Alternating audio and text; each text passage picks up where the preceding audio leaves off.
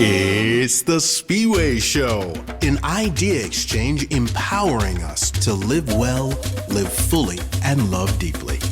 And now, here's our host, Spiwe. You are watching the Spiwe Show, and our topic today is excellence in education. I am here talking to my friend, Bill Woodson, who just happens to be the Assistant Dean of the University of St. Thomas Opus College of Business. So, there are some challenges in the world of education these days. And I'm thinking primarily of challenges associated with the economy, perhaps.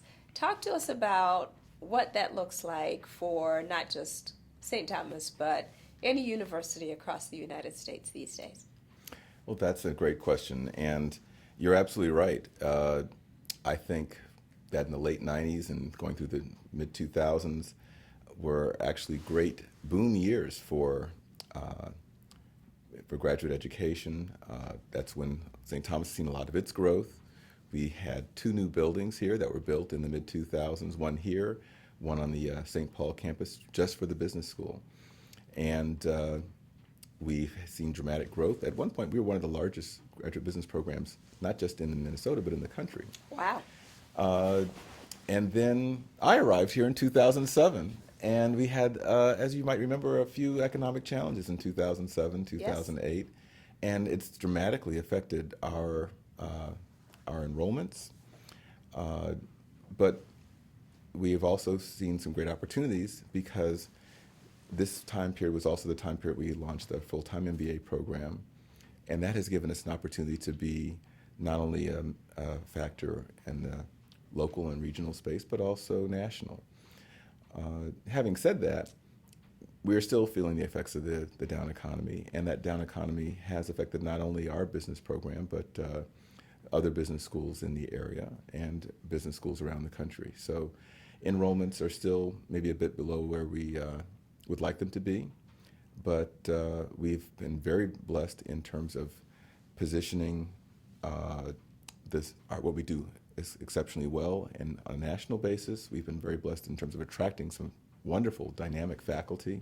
One of the things that we're very proud of, and perhaps the down economy helped us with this, is that we've attracted a fabulous set of young, energetic faculty, including 10 African American faculty, which gives us one of the largest proportions of PhD tenure track faculty of any business school of any size in the country. Really?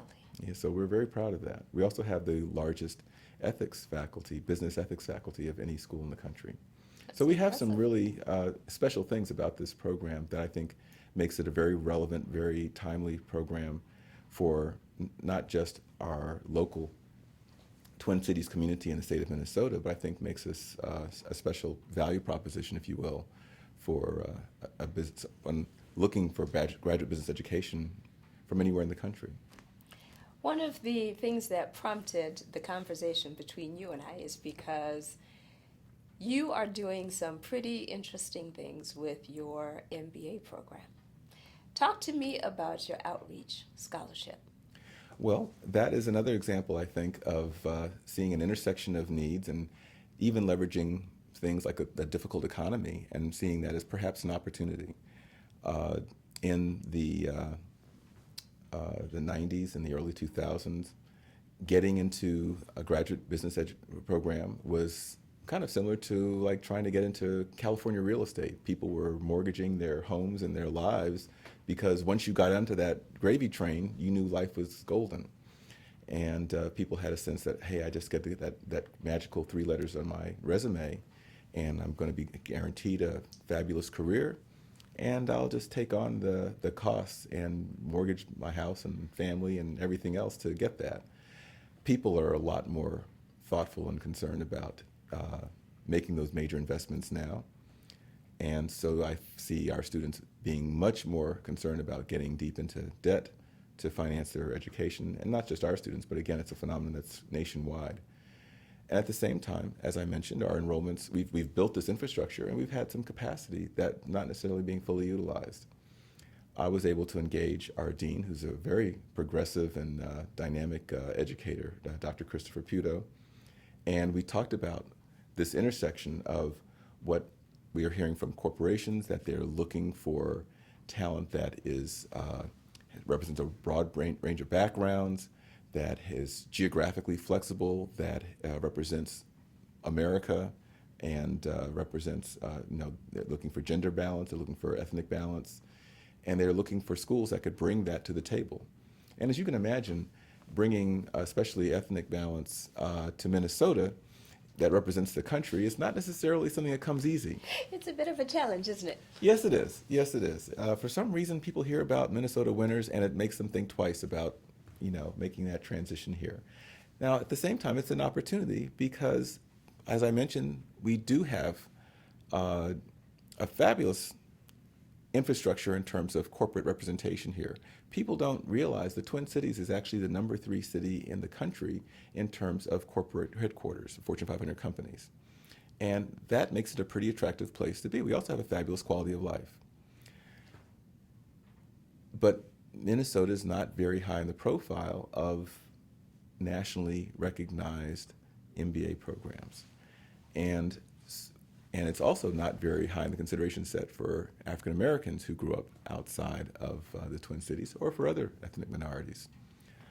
And that representation was also lacking in our program. I approached the dean. I said, we have an opportunity here. We are looking to create a national reputation and presence. We have great relationships with our local minority professional groups like the National Black MBA Association, the National Society of Hispanic MBAs, National Association of Black Accountants, the National Association of African Americans and Human Resources. All these are organizations that regularly have meetings on our campus. In some cases, we have officers who are staff members of our school who are on the boards of these local chapters of these national organizations. Myself, my wife, and some of the faculty here were involved in training the first National Black MBA Leaders of Tomorrow program, which is a high school program, to actually participate in a national case competition along with 23 other chapters of National Black MBA from around the country. That happened because of the support that the National Black MBA was able to receive from the University of St. Thomas, along with great corporate sponsors like Target. So we have this great relationship, and we weren't really leveraging it to drive one of our key priorities, which is to get that representation of talent in our programs. The Outreach Scholarship gave us a chance to leverage that reputation and that relationship to get the word out broadly, nationally, that we had a great program, and we had, in fact, for well-qualified candidates, a great value proposition. A full 2-year, full tuition-paid scholarship, and not just 1 or 2, but 15 of those scholarships for professionals of minority background to get their full-time MBA program here at St. Thomas. So this is the full-time curriculum. This is not the evening program. Is that right? That's correct. Our sense has always been 2 things. One, an evening MBA student is someone who is working full-time, and frankly, most of our evening students are getting substantial financial support from their employers. Mm-hmm. So there's already a financial access capacity that's being bridged by by the local employers to help their employees, including employees of color, access a part-time MBA program. Part-time is a great option, and it's our largest program, and it continues to be an important program, an important offering for us. But we felt that the full-time MBA program, we're really requiring a student to step away from their employment for 2 years, and in exchange, we're providing a more immersive experience, a more comprehensive experience that really is a great platform for not just accelerating your career path, as you would find in a part-time student going through that graduate degree, but really transforming or maybe changing direction. We see a lot of career changers coming into our programs, as well as full-time programs around the country. I'm in operations, but I've always wanted to be in finance. I'm in healthcare, but I'm really drawn to business-to-business marketing. And and the full-time program is really the best option for that type of transformational progression in your career. And that option is frankly not widely available, especially for people of color who may not have the finances to be able to step away from their employment. So this is making that option available to a segment of the community that we feel has been underserved, frankly. How many of these scholarships do you have? We have 15 that we're offering for the fall of 2012. What makes an individual a good candidate?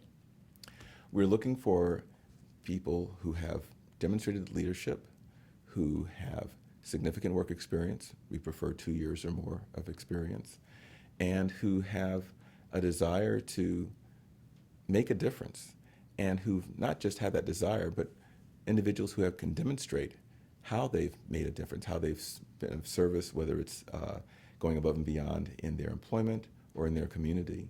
The memberships in organizations, whether it's faith-based or whether it's a professional organization like National Black MBA and Neshemba, for example, all those are demonstrations of someone who is willing to and eager to make an impact in the world.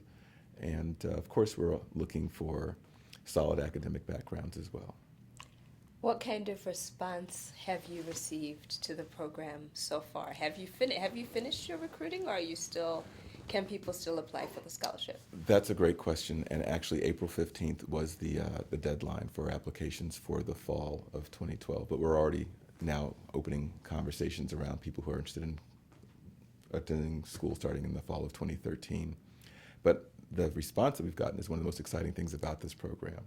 We've actually had an internal estimate that promotion of this program on a national basis we hoped would get us in perhaps an incremental 80 to maybe 120 inquiries that we would field from that pool. We would yield our 15 scholarship recipients.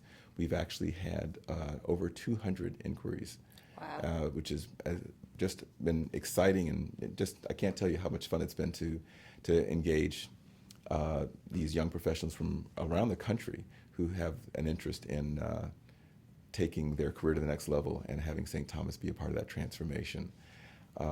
Folks that we would, I'm sure, been unlikely to have heard from. My phone, it rings because my phone number has actually been a part of the promotion of this thing, and I found myself talking to a college senior at Tuskegee Institute in Alabama, to a woman working as a CPA in Brooklyn, New York, a woman working in a chemical company in Indianapolis. Fabulous backgrounds, great energy, exciting stories. A young man who was born in Nicaragua and immigrated with his mother to Miami when he was 2 years old, and has started his own nonprofit. Wonderful stories, and they're coming to us because they're getting that visibility because of the scholarship and the partnerships that we've leveraged with organizations like National Black MBA and Neshemba to get the word out. But then they have a chance to hear our story, to look at the mission of the university, to see what's special about the St. Thomas experience. And it's creating some great visibility and engagement that I think is going to provide benefits to us for years to come. We were also even seeing that some of those interests are not necessarily aligned to our full-time program, but we're also seeing some of those folks getting referred over to our healthcare MBA, to our executive MBA, to our evening MBA program as well. So it's actually providing a benefit more broadly to support the visibility of all of the good things that are happening at St. Thomas. Thank you for joining us on The Spiwe Show. Visit thespiweshow.com for content and other episodes. Join the fan page at facebook.com/The Spiwe Show. And follow Spiwe on Twitter at the handle The Spiwe Show. Until next week, live well, live fully, and love deeply.